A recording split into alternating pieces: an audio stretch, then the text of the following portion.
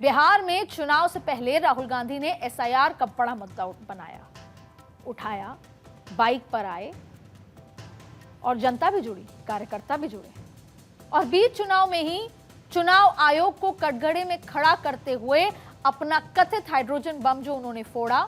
लेकिन चुनाव के नतीजे आए तो एनडीए का खेमा खुशियां मना रहा था, जबकि महागठबंधन के आंगन में सूनापन था। तो क्या अब कांग्रेस के लिए आत्ममंथन का समय नहीं आया? अभी तक 2014 से तो नहीं आया। मैं नहीं जानती वोट चोरी के आरोपों में कितना सच है और कितना फसाना, लेकिन यह बात तो मैं दावे से कह सकती हूं कि बिहार की जनता ने इस मुद्दे को फिलहाल तो नकार दिया है। अब यह अलग बात है कि कांग्रेस अब भी इस मुद्दे को छोड़ने को तैयार नहीं। एआईसीसी दफ्तर में बैठकें हो रही हैं, अलग अलग प्रदेश से लोग आए हैं, इस पर चर्चा की जा रही है और मैं ये भी नहीं कहती कि वो इस मुद्दे को छोड़ दें। मुद्दा है, विपक्ष बैठे लेकिन लगातार पकड़े रखें, कस कर पकड़े रखें। पर भाई, अपने घर के झगड़ों और मुद्दों को भी तो समझ लीजिए।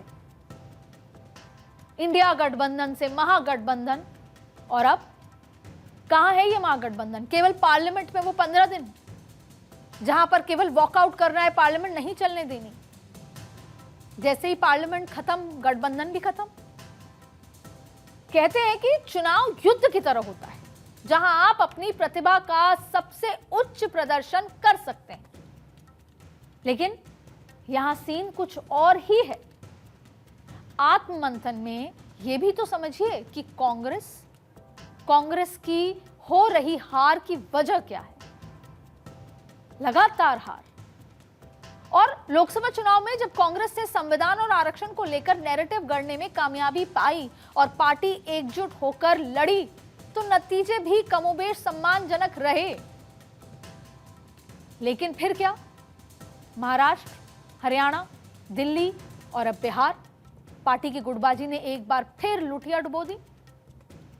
दिल्ली में तो एक बड़ा उदाहरण के तौर पर, दिल्ली में तो जो कांग्रेस की शीला दीक्षित के स्वर्णिम काल की रीपैकेजिंग भी करने में फेल हो गई थी कांग्रेस। और ऊपर से पार्टी में अंदरूनी हालात ये हैं कि आज शीला दीक्षित बेशक हमारे बीच नहीं रही, लेकिन आज भी दिल्ली कांग्रेस में शीला गुट के नाम पर नेताओं से भेदभाव की खबरें आती रहती हैं।